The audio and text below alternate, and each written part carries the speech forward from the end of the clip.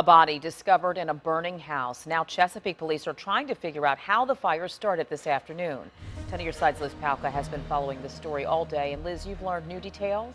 Nicole, police have not released any information on the victim, but we have learned from the homeowner and neighbors the victim was an elderly woman. She was about 70 years old and had only been living on Hoover Avenue for a few months. Crime scene tape surrounds a South Norfolk home Thursday evening. Chesapeake police investigating how a fire started inside this Hoover Avenue home and what happened to the person who died. Neighbors and witnesses say they could hear the victim crying for help as smoke billowed from the windows around noon. I ran over there. They was already trying to kick her door down. She was in there. She was saying, "Help me." She's in there. Neighbors say it was an elderly woman trapped in the home. They fought to get to her, some frustrated because they say dispatchers were telling them not to enter the burning house. I could have had time not to get in there for to save the lady, or try to save her, but they said, don't go in there, so I just didn't go in. I ran back to put my shoes on, my boots on, so I could help come kick the door down.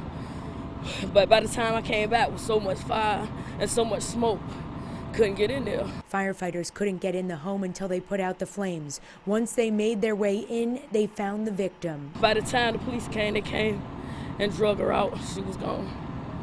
She was dead. That's when the police investigation began. Officers were at the scene for hours. An arson dog was brought in. Investigators carefully combed through what was left of the house as neighbors watched on, thinking of the victim. She had a little bird and everything. She used to bring us feathers, bring my kids feathers for the bird.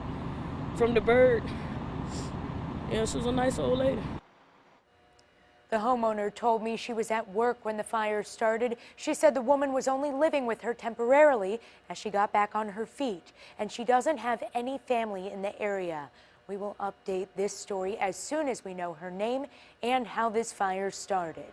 I'm Liz Palka, 10 on your side.